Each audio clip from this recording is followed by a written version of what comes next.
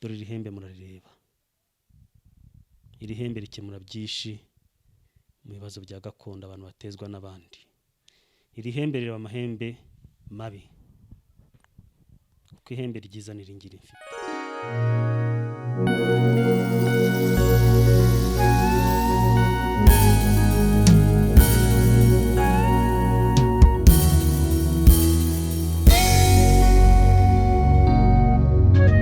Tubahe ikaze bakunzi ba Festive, mushaka kwibaza ngo ndihe ndahagana he. Ndagira ngo mbabwire ko turi mu karere ka Kicukiro mu murenge wa Gahanga, aho twagiye kuganiriza umuvuzi wa gakondo.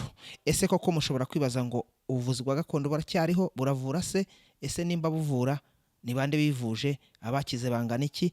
Ndagira ngo mutwandike muri komenti mutubwire ko koko ubuvuzi bwa gakondo bukibaho. Ubu tugiye kuganira n'umuvuzi wa gakondo ariko kandi wabigize umwuga ubimazemo igihe kirekire. Reka tumuhe ikaze atangira atwibwira, atubwire aho akorera, atubwire igihe yabitangiriye, atubwire imyaka abimazemo, atubwire n'ibikoresho avuza abarwayi ibyo ari byo. Tuguha ikaze kuri Festive. Muraho neza kandi murakoze kumpa ikaze. Amazina yawe? Ndi Kamuzinzi, umugabo w'umuvuzi gakondo, w'icyatsi gakondo, w'igiti gakondo, ibuye gakondo mu Rwanda. Hari umuntu ushobora kwibaza ngo ibuye riravura nko kuvuza ngo ibuye gakondo. Ibuye ntirivura gusa, n'ururimi rwanjye ruravura, kandi ibuye ni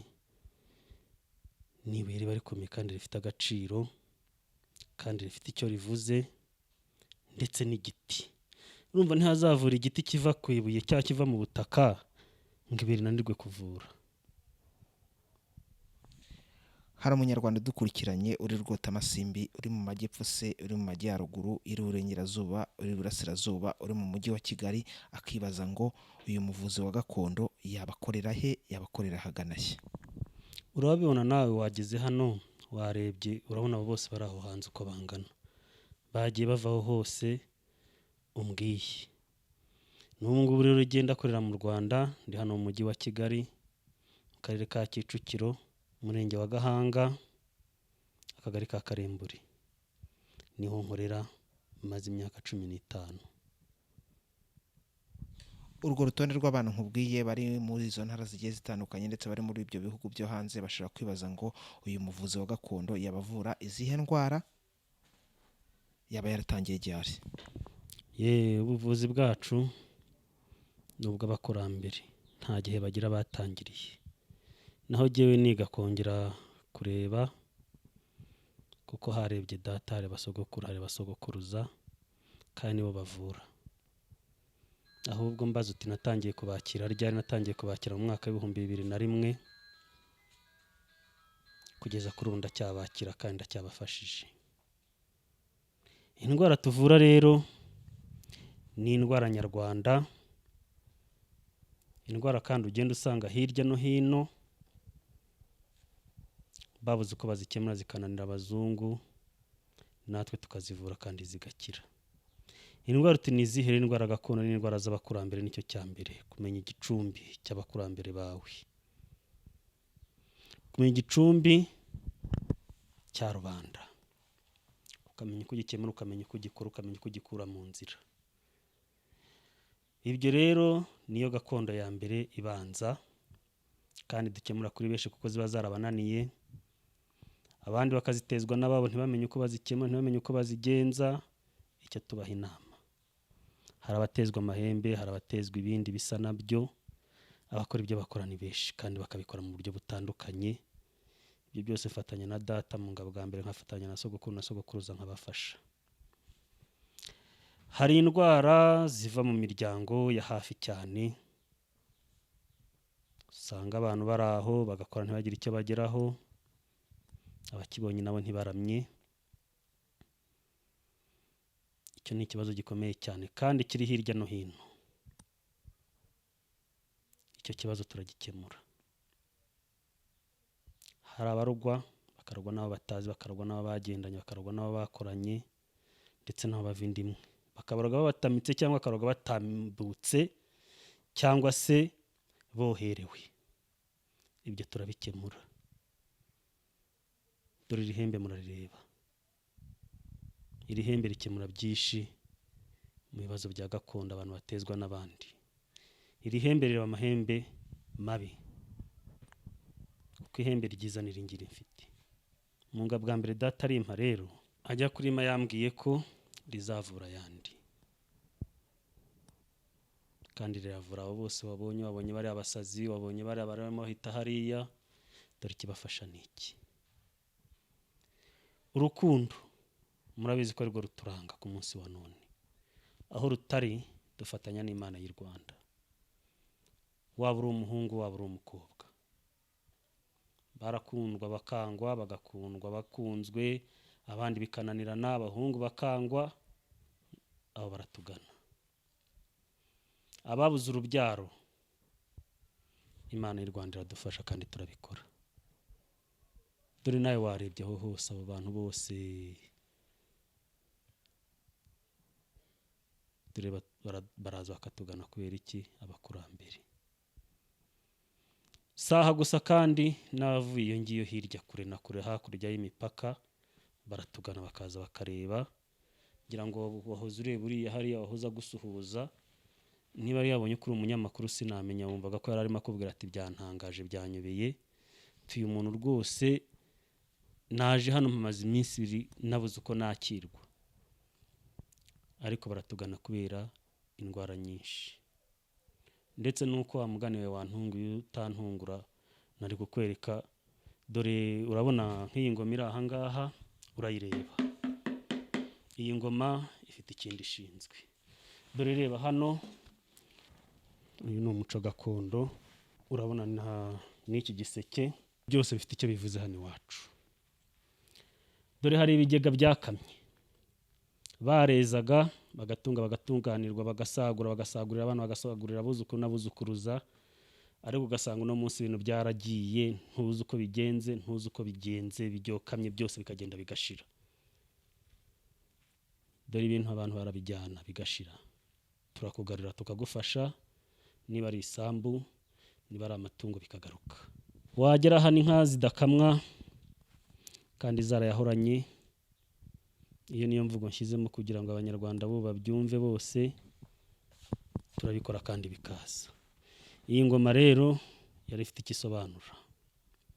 N'uyu munsi arabo gisanga afite ibyo bibazo. Ubwo rero rwose muri makeya sinzi ahubwo niba ari ikindi wambaza ngo ngusubize, ariko mu ndwara mbasha kuvura, mu ndwara mbasha gukora, izo rwose zari zihagije.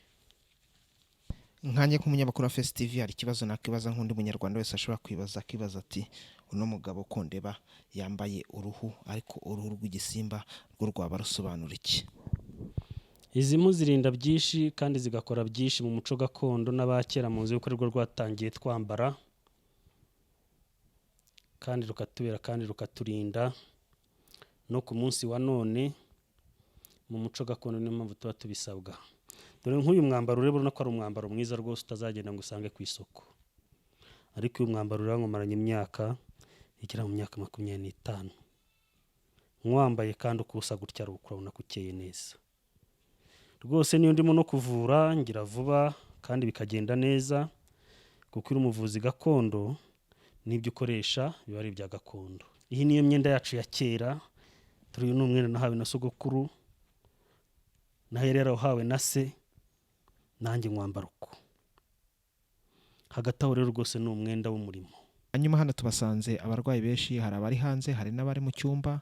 Ariko kandi ushobora nkibaza nanjye nk'umunyamakuru wa Face TV, nkibaza ngo aba bantu bose urabakira ukaba serivisi, ukabavura bagakira bakagenda, cyangwa hari abaharara? Bo turabakira bose rwose kandi cyane, tukabavura. Kandi babonye ko abenshi bagiye babikubwira baratangaye.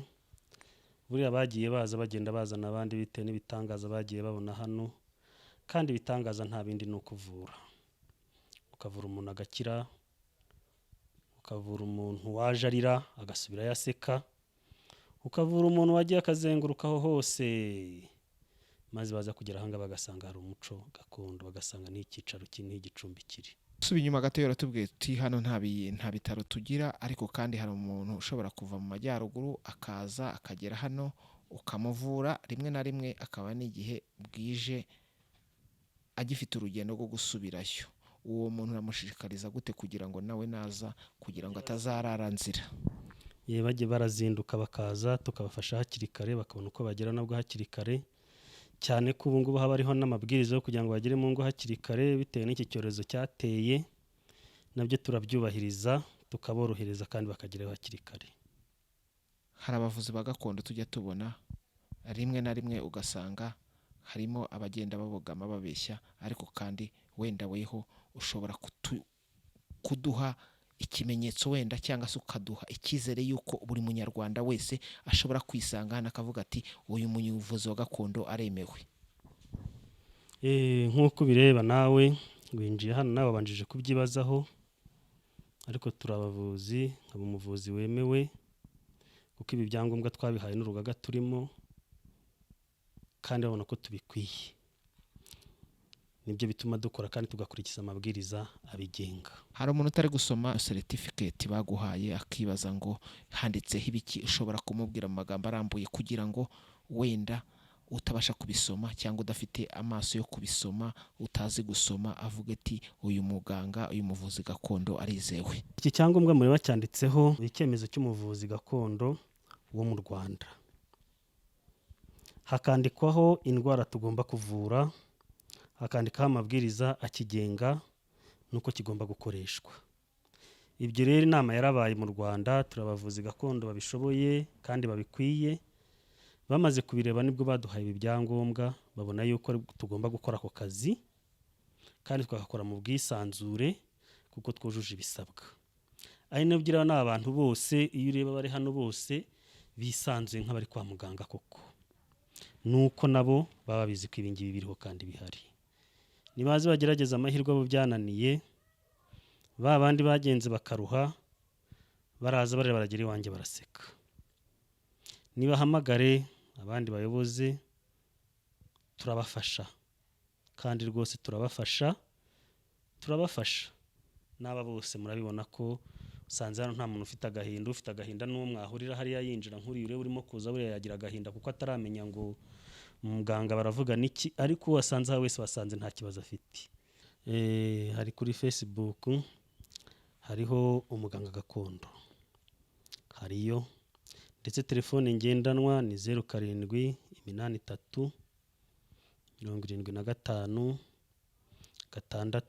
0783756886. Baduhamagare turabakira. Murakoze. Reka tugushimire. Yego namwe murakoze cyane.